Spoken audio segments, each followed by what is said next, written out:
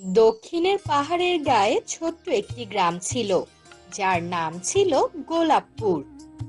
সেই গ্রামের একটি ছোট্ট কাঠের ঘরে বাস করত সাদিয়া আর তার 7 বছরের মেয়ে তানিয়া। একদিন তাদের সব ছিল, তার স্বামী, তার নিজের চাকরি, সবই ছিল তার। এখন তার আর কিছুই নেই, শুধু আছে আচার বানানোর অভ্যেসটা, আর তা দিয়েই সে এখন সংসার চালায়।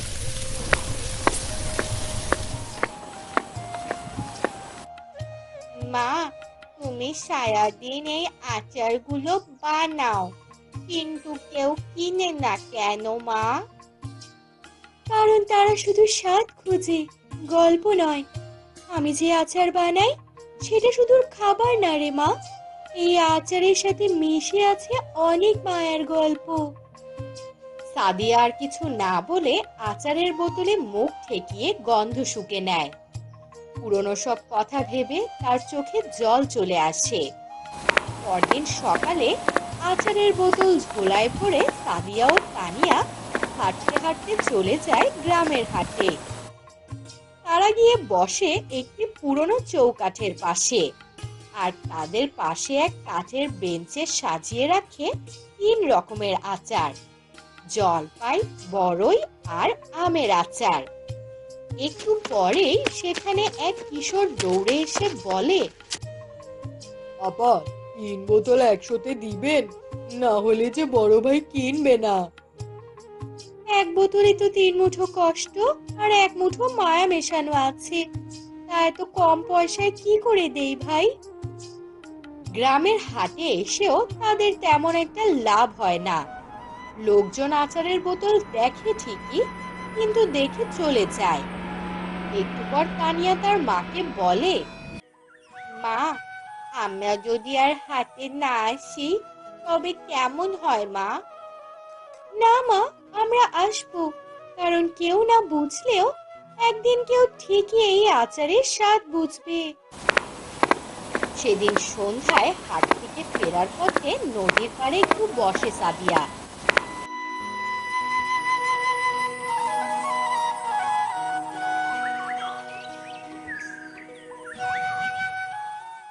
সে 1 বোতল আচার খুলে নিজেই একটা চামচ মুখে দেয়। সাথে সাথেই তার চোখে জল চলে আসে। আমি কি হারালাম, আর কি দিয়ে এখনো টিকে আছি? এই আচারে তো সেই কথা লেখা আছে, কিন্তু লোকে তো তা বোঝে না। লোকে চিনে শুধু রঙিন বোতলে লেবেল লাগানো আচার। সাদিয়া ও তানিয়া হাট থেকে ফিরে এসে চুপচাপ বসে থাকে। কিছুক্ষণ পর তানিয়া উঠে বাড়ির ভেতরে চলে যায়। সাদিয়া বসে থাকে রান্নাঘরের এক কোণে আচারের বোতলগুলো সামনে রেখে।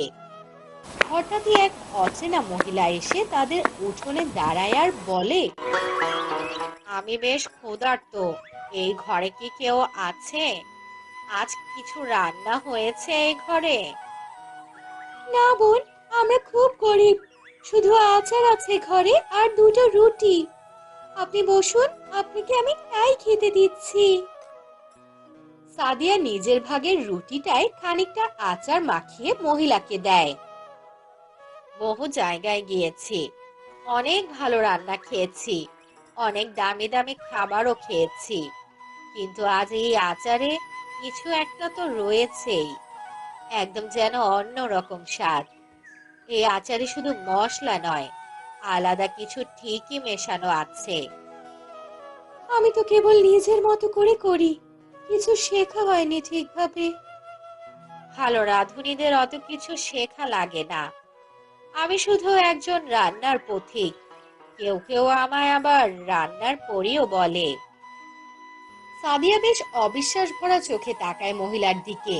তারপর সে বলে ওঠে, আপনি আপনি সত্যি কি পরী? হ্যাঁ, আমি রান্নার পরী। অনেক মানুষই তো রাঁধে, কিন্তু প্রকৃত রান্নার স্বাদ লুকিয়ে থাকে রাঁধুনির ভালোবাসার মাঝে। কিন্তু কিন্তু আমার আচার তো কেউ চায় না, কেউই কিনে না। মানুষ সবসময় বোঝে না কোনটা তার দরকার। তাই আমি আজ তোমাদের একটু সাহায্য করব। তিনি আচারের বোতল তুলে নিয়ে ধীরে ধীরে তার আঙুল ছোঁয়ালেন বোতলের মুখে। এতে বোতলগুলোতে হালকা আলো জ্বলে ওঠে আর একরাশ ছোট্ট আলোর ঝলকানি দেখা যায়। আচারগুলো যেন জীবিত হয়ে ওঠে। এখন তোমার এই আচার খেলে মানুষ ঠিক বুঝতে পারবে না কি হয়েছে। শুধু একটাই কথা বলবে, আমার যেন হালকা লাগছে, কিংবা বুকের ভেতরটা আজ কেমন যেন চাপা লাগছে না। তারা হয়তো জানবে না এটা কি, কিন্তু তুমি জানবে এটা তোমার রান্নার ঋণ, যা আমি কেবল ছুঁয়ে জাগিয়ে দিয়েছি। তুমি কি রেখে গেলে এতে? তোমার রাধা খাবারে আমি শুধু তোমার না বলা কথাগুলো খুলে দিয়েছি। এখন মানুষ খাবে আর বুঝতে পারবে তোমার কথাগুলো। এরপর তিনি চলে যান আর সাদিয়া ধীরে ধীরে বোতলের ঢাকনা লাগিয়ে চেয়ে থাকে। বোতলগুলো ঠিক আগের মতোই আছে, তবুও কেমন যেন অন্যরকম লাগছে দেখতে। এরপর থেকে এই আচার বিক্রি করেই সাদিয়া আর তার মেয়ে সুখে শান্তিতে জীবনযাপন করতে থাকে। বহুদিন আগে কোনো এক গ্রামে মতিন নামের এক মুদি বাস করত। তারা ছিল খুব গরিব, নুন আনতে পান্তা ফুরোয় দশা। মতিনের দোকানে তেমন বেচা বিক্রি ছিল না। অল্প কিছু যা বিক্রি হতো তা দিয়েই একবেলা কোনো মতে খেয়ে তাদের সংসার চলতো। কি গো, আজ কত টাকার সদাই বেচা হলো? আর বলো না, মাত্র 200 টাকার জিনিসই বেচা হয়েছে আজ। এভাবে চলতে থাকলে তো আমরা না খেয়ে মরে যাব। তোমার পাশাপাশি আমিও কিছু কাজ করি, তাতে অন্তত দুবেলা খেতে পারবো আমরা। কাজ করবে? হুম, করো তবে, কিন্তু কি কাজই বা করবে? আমাদের পেছনের বাগানটায় কিছু শাকসবজি চাষ করে বাজারে বিক্রি করলে তো কিছু টাকা পাওয়া যাবে। কিন্তু আমার কাছে তো সবজি চারা কেনার টাকা নেই। এই কথা শুনে মতিনের গিন্নি ভাবনায় পড়ে গেল। কিছুক্ষণ পর সে আবার বলল, তুমি না হয় মোড়ল থেকে 1 মাসের জন্য কিছু টাকা ধার নাও। বাগানে সবজি হলে তা বিক্রি করে আমরা টাকা পরিশোধ করে দিব। কিন্তু গিন্নি, মোড়ল তো বেশ চড়া সুদের টাকা ধার দেয়। 1 টাকা নিতে গেলে 30 টাকা সুদ গুনতে হবে। অত টাকা কিভাবে শোধ দিব? মতিনের মুখে এমন কথা শুনে গিন্নি আরো বেশি চিন্তায় পড়ে যায়। রাতে খাবারের কিছু আছে? আমার খুব খিদে পেয়েছে। মতিনের ডাক শুনে গিন্নির চিন্তায় ব্যাঘাত পড়ে। গিন্নি উঠে মুড়ি আর পানি এনে মতিনকে দেয়। এই নাও গো, এ কটা মুড়ি আর জল ছাড়া কিচ্ছু নেই। দাও, তাই খেয়ে নেই।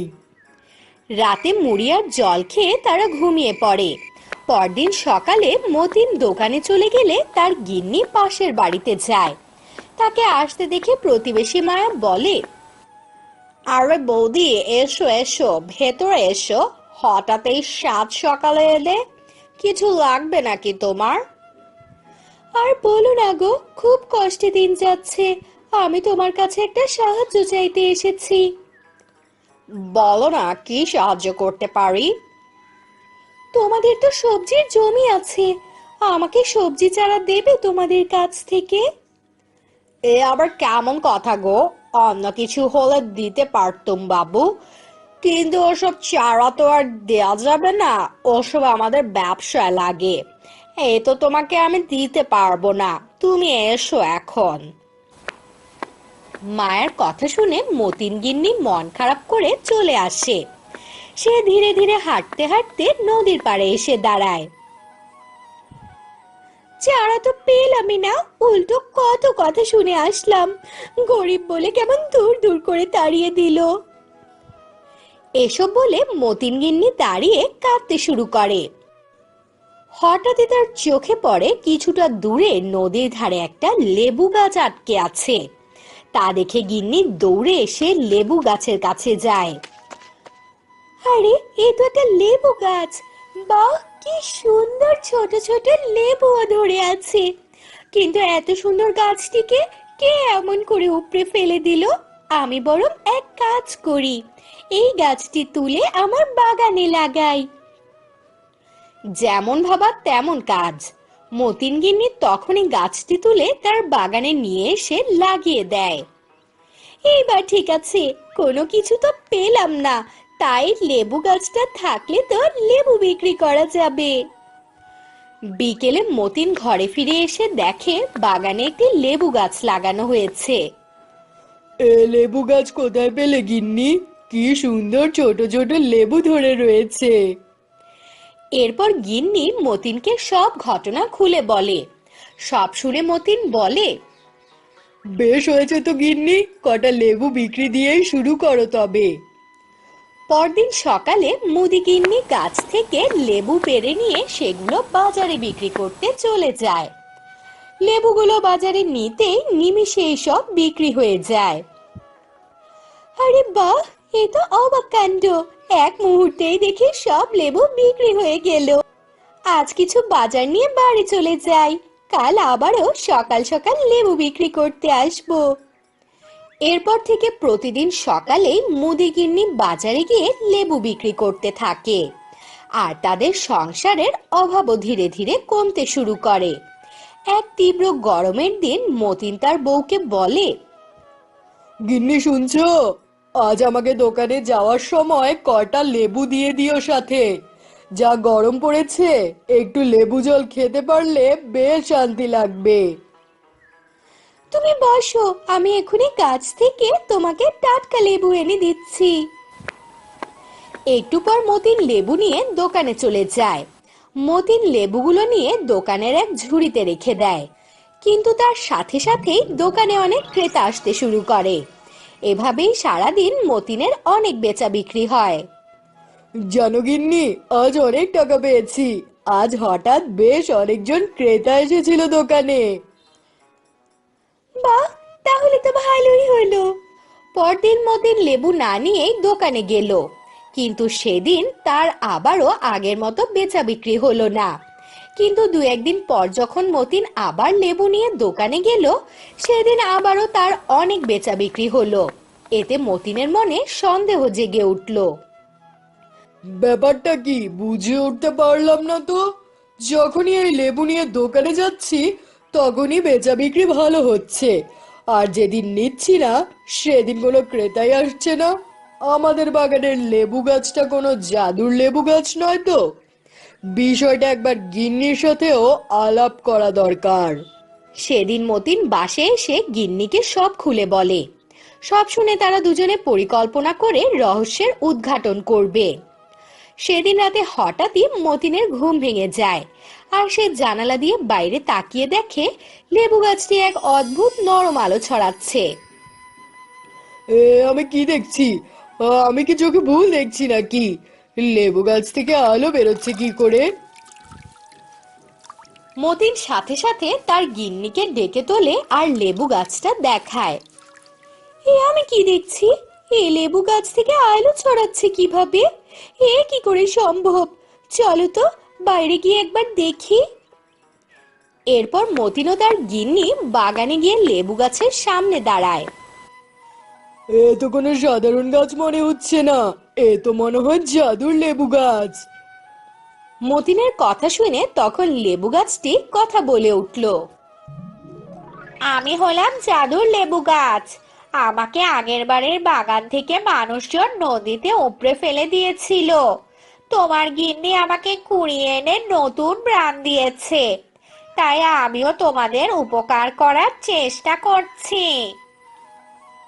কি বলছো? তোমাকে অনেক ধন্যবাদ লেবু গাছ, তুমি আমাদের অনেক উপকার করেছো। তুমি আমাদের বাগানে আমৃত্যু থাকতে পারবে। তোমাদেরও অনেক অনেক ধন্যবাদ। এরপর থেকে জাদুর লেবু গাছ মতিনদের সাথে মিলেমিশে থাকতে শুরু করে, আর মতিনদের সব অভাব অনটন দূর হয়ে যায়। বেরোলো এক বিশাল দৈত্য, চোখে আগুনের ফুলকি, মুখে গম্ভীর হাসি। বহুদিন আগে এক শান্তশিষ্ট গ্রাম ছিল। গ্রামের এক কোনায় মাটির ঘরে থাকতো রহিম নামে এক গরিব বাঁশ কাঠুরে। প্রতিদিন ভোর হলে মোরগ ডাকার সঙ্গে সঙ্গে তার ঘুম ভাঙতো। পুরনো গামছা কাঁধে কাস্তে হাতে বেরিয়ে যেত সে বাঁশ কাটতে। তার ঘরে ছিল তার স্ত্রী হাসনা। তারা দুজনেই সারা জীবন দারিদ্র্যের সঙ্গে যুদ্ধ করেছে। এক সকালে হাসনা হাঁড়িতে খালি হাত রেখে বলল, রহিম, চাল নেই, ডাল নেই, আজ দুপুরে কি খাবো বলো তো? তুমি সারাদিন কষ্ট করো, কিন্তু ঘরে কিছুই জোটে না। রহিম ক্লান্ত গলায় উত্তর দিল, আমি তো চেষ্টা করি বউ, বাঁশ কেটে যত পাই সব তো বাজারে বিক্রি করি, যা টাকা আসে তা দিয়ে তো চাল ডাল আনি। হাসনা মুখ বাঁকালো আর বলল, শুধু চেষ্টা করলে হয়? আশেপাশের সবাই ঘর তুলছে, গরু কিনছে, আর আমরা আমরা আজও অভাবে কাটাই। কবে শেষ হবে এই কষ্ট? রহিম মাথা নিচু করে বলল, কষ্টই তো আমার সঙ্গী, তবে বিশ্বাস রাখো, একদিন সব ঠিক হয়ে যাবে। একদিন রহিম গেল দক্ষিণ দিকের বাঁশ বাগানে। সেদিন দুপুরে আকাশ ছিল হালকা মেঘলা। বাতাসে ছিল একটা অদ্ভুত রকমের গন্ধ। রহিম দা চালিয়ে একে একে কয়েকটা বাঁশ কাটছিল। হঠাৎ তার চোখে পড়ল এক লম্বা চকচকে মোটা বাঁশ। ও বাবা, এত মোটা বাঁশ! বাজারে নিশ্চয়ই এর ভালো দাম হবে। সে জোরে দা চালাতেই বাঁশটা ভেঙে গেল। সঙ্গে সঙ্গে বাঁশের ভেতর থেকে ধোঁয়া বেরোতে লাগলো। রহিম চমকে পিছিয়ে গেল। ধোঁয়ার ভেতর থেকে বেরোলো এক বিশাল দৈত্য। চোখে আগুনের ফুলকি, মুখে গম্ভীর হাসি। মানুষ, শত বছর ধরে আমি বন্দি ছিলাম, তুই আমাকে মুক্তি দিলি, তাই তোকে আমি পুরস্কার দিব। হা হা হা হা হা। রহিম ভয়ে কাঁপতে কাঁপতে বলল, হুজুর, আমি কিছু চাই না, আমাকে ক্ষমা করুন। দৈত্য তখন গম্ভীর গলায় বলল, ভয় করিস না, এই নে সোনার ঝুড়ি নে, এটাই তোর পরিশ্রমের দাম। হা হা হা হা হা। এ কথা বলেই দৈত্য ধোঁয়ার সাথে মিলিয়ে গেল। রহিম দৌড়ে বাড়ি ফিরে এলো। তার হাতে তখন ছিল সোনা ভর্তি ঝুড়ি।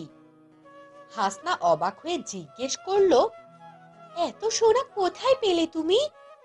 রহিম হাঁপাতে হাঁপাতে হাসনাকে বলল, আজ দক্ষিণের বাঁশবাগানে গেলাম, বাঁশ কাটতেই দৈত্য বেরোলো, সে আমাকে এই সোনা দিল। হাসনার চোখ তখন লোভে চকচক করে উঠল। সে বলল, তাহলে কালও সেখানে যাবে, যত বাঁশ পাবে সব কেটে ফেলবে। নিশ্চয়ই ওইখানে আরো ধন রত্ন লুকানো আছে। রহিম হাসনার কথা শুনে বেশ চিন্তায় পড়ে গেল। সে একটু চিন্তিত গলায় বলল, কিন্তু বউ, এটা তো অলৌকিক ব্যাপার, প্রতিদিন করলে তো বিপদ হতে পারে। হাসনা রাগে চিৎকার করে উঠল। সে রহিমকে রাগের মাথায় বলল, চুপ করো, আমাদের কতদিনের কষ্ট, সুযোগ এসেছে, কাজে লাগাও এখন, কালই আবার যাবে ওখানটায়। এরপর থেকে রহিম প্রতিদিন দক্ষিণের বাঁশ বাগানে যেত বাঁশ কাটতে। প্রতিদিন এক একটা বাঁশ কাটতে বেরিয়ে আসতো এক একজন দৈত্য। তারা রহিমকে দিত সোনা, রূপা, হীরার গহনা, কখনো থালা ভর্তি টাকা। রহিম অবাক হয়ে ভাবতো, এ কোন অদ্ভুত দুনিয়া! আমার দারিদ্রতা দেখে শেষ হয়ে গেল। বাহ, এমন যদি চলতে থাকে তাহলে তো বেশ ভালোই হবে। তবে এই কাজটাতে আমি মনে করি বেশ ঝুঁকিও আছে। কিন্তু এদিকে হাসনার লোভ বেড়ে চলল। এই নেকলেসটা গ্রামের হাটে বেচে দেব, ওই থলিটাও খুলে দেখো, কাল কিন্তু আরো বড় বাঁশ কাটতে হবে। মনে হচ্ছে ভেতরে অসীম ধন রয়েছে। রহিম তাকে সাবধান করত, কিন্তু হাসনা তার কোনো কথাই কানে তুলতো না। যত পাই তাতেই খুশি হও বউ, অত লোভ করলে কিন্তু সর্বনাশ হবে। হাসনা হেসে বলতো, ধন সম্পদের সর্বনাশ হয় নাকি? তুমি তো কিছু বোঝোই না। একদিন হাসনা বলল, আজকে ওই বাঁশ বাগানের সবচেয়ে বড় মোটা বাঁশটা কেটো। মনে হচ্ছে তাতেই সব থেকে বেশি পুরস্কার আছে। রহিম ভয়ে ভয়ে বলল, ওটা কাটলে কি জানি বেরোবে, আমি অনেক ভয় পাচ্ছি। না বউ, আমি ওটা কাটতে পারবো না। হাসনা কটমট করে তাকিয়ে বলল, ভয় পাওয়া মানুষের ঘর চলে না, তালি কাটতে হবে। পরদিন রহিম চলে গেল সকালবেলায়। সূর্য ডোবার আগে সে সেই বিশাল বাঁশ গাছের কাছে দাঁড়ালো। দা হাতে কাঁপছিল সে, তবুও হাসনার মুখ মনে পড়ে সে দা চালালো। এক লহমায় সেই বড় বাঁশখানা ভেঙে গেল। সঙ্গে সঙ্গে চারদিকে অন্ধকার হয়ে গেল। তীব্র ধোঁয়া বেরোতে লাগলো। সেখান থেকে বেরিয়ে এলো এক দুষ্ট দৈত্য, যার চোখ ছিল রক্ত লাল, মুখে ছিল ধারালো দাঁত এবং ভয়ঙ্কর একখানা হাসি। হা হা হা হা হা। শত শত বছর ধরে আমি বন্দি ছিলাম। তোমরা মানুষ, তোমরা অনেক লোভী। আজ আমি সব শেষে মুক্তি পেলাম। হা হা হা হা হা। রহিম কাঁপতে কাঁপতে বলল, আমি আমি কিছু চাই না হুজুর, আমাকে ক্ষমা করে দিন। দৈত্য গর্জে উঠল আর বলল, তোর লোভই তোকে এখানে টেনে এনেছে। আজ তুই শাস্তি পাবি। হা হা হা হা হা। এক লাফে দৈত্য রহিমকে ধরে ফেললো। রহিম চিৎকার করলো, বউ, বউ আমাকে বাঁচাও, আমাকে বাঁচাও, দৈত্য আমাকে খেয়ে নিবে, আমাকে বাঁচাও বউ। কিন্তু মুহূর্তেই দৈত্য তাকে গিলে ফেললো। হাসনা দূরে দাঁড়িয়ে সবকিছু দেখছিল। সে আর সইতে না পেরে দৌড়ে এসে চিৎকার করে বলতে লাগলো, আমার স্বামীকে ছাড়ো, প্লিজ ছাড়ো, আমার স্বামীকে ছেড়ে দাও। দৈত্য চোখ পাকিয়ে বলল, তুই তো তাকে বাধ্য করেছিস, তোর লোভেই তো এত বড় সর্বনাশ হলো। হাসনা কাঁদতে কাঁদতে বলল, না, আমি ভুল করেছি, আমাকে ক্ষমা করে দিন হুজুর, আমাকে ক্ষমা করে দিন। কিন্তু দৈত্য তখন আর কিছু শোনেনি। সে মুহূর্তে হাসনাকেও গিলে খেয়ে ফেললো। বহুদিন আগে কোনো এক গ্রামে মতিন নামের এক মুদি বাস করত। তারা ছিল খুব গরিব, নুন আনতে পান্তা ফুরোয় দশা। মতিনের দোকানে তেমন বেচা বিক্রি ছিল না। অল্প কিছু যা বিক্রি হতো তা দিয়েই একবেলা কোনো মতে খেয়ে তাদের সংসার চলতো। কি গো, আজ কত টাকার সদাই বেচা হলো? আর বলো না, মাত্র 200 টাকার জিনিসই বেচা হয়েছে আজ। এভাবে চলতে থাকলে তো আমরা না খেয়ে মরে যাব। তোমার পাশাপাশি আমিও কিছু কাজ করি, তাতে অন্তত দুবেলা খেতে পারবো আমরা। কাজ করবে? করো তবে, কিন্তু কি কাজই বা করবে? আমাদের পেছনের বাগানটায় কিছু শাকসবজি চাষ করে বাজারে বিক্রি করলে তো কিছু টাকা পাওয়া যাবে। কিন্তু আমার কাছে তো সবজি চারা কেনার টাকা নেই। এই কথা শুনে মতিনের গিন্নি ভাবনায় পড়ে গেল। কিছুক্ষণ পর সে আবার বলল, তুমি না হয় মোড়ল থেকে 1 মাসের জন্য কিছু টাকা ধার নাও, বাগানে সবজি হলে তা বিক্রি করে আমরা টাকা পরিশোধ করে দিব। কিন্তু গিন্নি, মোড়ল তো বেশ চড়া সুদে টাকা ধার দেয়। 1 টাকা নিতে গেলে 30 টাকা সুদ গুনতে হবে। অত টাকা কিভাবে শোধ দিব? মতিনের মুখে এমন কথা শুনে গিন্নি আরো বেশি চিন্তায় পড়ে যায়। রাতে খাবারের কিছু আছে? আমার খুব খিদে পেয়েছে। মতিনের ডাক শুনে গিন্নির চিন্তায় ব্যাঘাত পড়ে। গিন্নি উঠে মুড়ি আর পানি এনে মতিনকে দেয়। এই নাও গো, এ কটা মুড়ি আর জল ছাড়া কিচ্ছু নেই। দাও, তাই খেয়ে নেই। রাতে মুড়ি আর জল খেয়ে তারা ঘুমিয়ে পড়ে। পরদিন সকালে মতিন দোকানে চলে গেলে তার গিন্নি পাশের বাড়িতে যায়। তাকে আসতে দেখে প্রতিবেশী মায়া বলে, আরে বৌদি, এসো এসো, ভেতরে এসো। হঠাৎ এই সাত সকালে এলে, কিছু লাগবে নাকি তোমার? আর বলো না গো, খুব কষ্টে দিন যাচ্ছে। আমি তোমার কাছে একটা সাহায্য চাইতে এসেছি। বলো না, কি সাহায্য করতে পারি? তোমাদের তো সবজির জমি আছে, আমাকে সবজি চারা দেবে তোমাদের কাছ থেকে? এ আবার কেমন কথা গো? অন্য কিছু হলে দিতে পারতুম বাবু, কিন্তু ওসব চারা তো আর দেয়া যাবে না। ওসব আমাদের ব্যবসায় লাগে। এই তো তোমাকে আমি দিতে পারবো না, তুমি এসো এখন। মায়ের কথা শুনে মতিন গিন্নি মন খারাপ করে চলে আসে। সে ধীরে ধীরে হাঁটতে হাঁটতে নদীর পাড়ে এসে দাঁড়ায়। চারা তো পেলামই না, উল্টো কত কথা শুনে আসলাম, গরিব বলে কেমন দূর দূর করে তাড়িয়ে দিল। এসব বলে মতিন গিন্নি দাঁড়িয়ে কাঁদতে শুরু করে। হঠাৎই তার চোখে পড়ে কিছুটা দূরে নদীর ধারে একটা লেবু গাছ আটকে আছে। তা দেখে গিন্নি দৌড়ে এসে লেবু গাছের কাছে যায়। আরে, এ তো একটা লেবু গাছ! বাহ, কি সুন্দর ছোট ছোট লেবুও ধরে আছে। কিন্তু এত সুন্দর গাছটিকে কে এমন করে উপড়ে ফেলে দিল? আমি বরং এক কাজ করি, এই গাছটি তুলে আমার বাগানে লাগাই। যেমন ভাবা তেমন কাজ। মতিন গিন্নি তখনই গাছটি তুলে তার বাগানে নিয়ে এসে লাগিয়ে দেয়। এইবার ঠিক আছে, কোনো কিছু তো পেলাম না, তাই লেবু গাছটা থাকলে তো লেবু বিক্রি করা যাবে। বিকেলে মতিন ঘরে ফিরে এসে দেখে বাগানে একটি লেবু গাছ লাগানো হয়েছে। এ লেবু গাছ কোথায় পেলে গিন্নি? কি সুন্দর ছোট ছোট লেবু ধরে রয়েছে। এরপর গিন্নি মতিনকে সব ঘটনা খুলে বলে।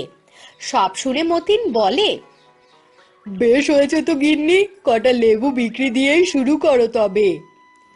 পরদিন সকালে মুদি গিন্নি গাছ থেকে লেবু পেড়ে নিয়ে সেগুলো বাজারে বিক্রি করতে চলে যায়। লেবুগুলো বাজারে নিতেই নিমিষেই সব বিক্রি হয়ে যায়। আরে বাহ, এ তো অবাক কাণ্ড! এক মুহূর্তেই দেখি সব লেবু বিক্রি হয়ে গেল। আজ কিছু বাজার নিয়ে বাড়ি চলে যাই, কাল আবারও সকাল সকাল লেবু বিক্রি করতে আসবো। এরপর থেকে প্রতিদিন সকালেই মুদিগিন্নি বাজারে গিয়ে লেবু বিক্রি করতে থাকে। আর তাদের সংসারের অভাবও ধীরে ধীরে কমতে শুরু করে। এক তীব্র গরমের দিন মতিন তার বউকে বলে, গিন্নি শুনছো? আজ আমাকে দোকানে যাওয়ার সময় কটা লেবু দিয়ে দিও সাথে। যা গরম পড়েছে, একটু লেবু জল খেতে পারলে বেশ শান্তি লাগবে। তুমি বসো, আমি এখনই গাছ থেকে তোমাকে টাটকা লেবু এনে দিচ্ছি। একটু পর মতিন লেবু নিয়ে দোকানে চলে যায়। মতিন লেবুগুলো নিয়ে দোকানের এক ঝুড়িতে রেখে দেয়। কিন্তু তার সাথে সাথেই দোকানে অনেক ক্রেতা আসতে শুরু করে। এভাবেই সারাদিন মতিনের অনেক বেচা বিক্রি হয়। জানো গিন্নি, আজ অনেক টাকা পেয়েছি। আজ হঠাৎ বেশ অনেকজন ক্রেতা এসেছিল দোকানে। বাহ, তাহলে তো ভালোই হলো। পরদিন মতিন লেবু না নিয়েই দোকানে গেল। কিন্তু সেদিন তার আবারও আগের মতো বেচা বিক্রি হলো না। কিন্তু দু একদিন পর যখন মতিন আবার লেবু নিয়ে দোকানে গেল, সেদিন আবারও তার অনেক বেচা বিক্রি হলো। এতে মতিনের মনে সন্দেহ জেগে উঠল। ব্যাপারটা কি বুঝে উঠতে পারলাম না তো।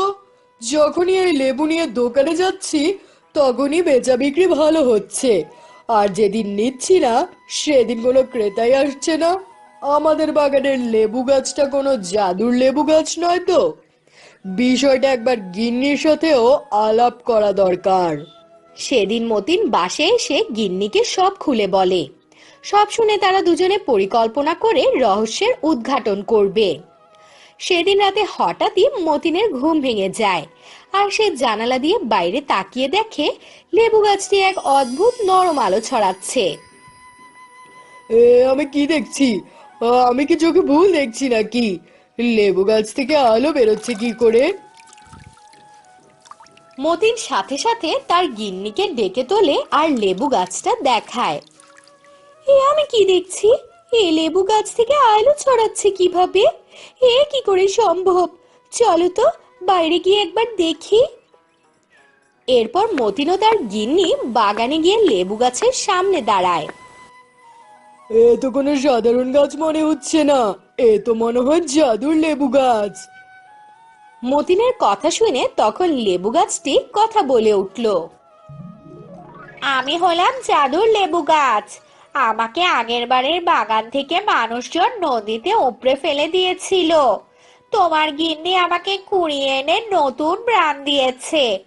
তাই আমিও তোমাদের উপকার করার চেষ্টা করছি। কি বলছো? তোমাকে অনেক ধন্যবাদ লেবু গাছ, তুমি আমাদের অনেক উপকার করেছো। তুমি আমাদের বাগানে আমৃত্যু থাকতে পারবে। তোমাদেরও অনেক অনেক ধন্যবাদ। এরপর থেকে জাদুর লেবু গাছ মতিনদের সাথে মিলেমিশে থাকতে শুরু করে, আর মতিনদের সব অভাব অনটন দূর হয়ে যায়।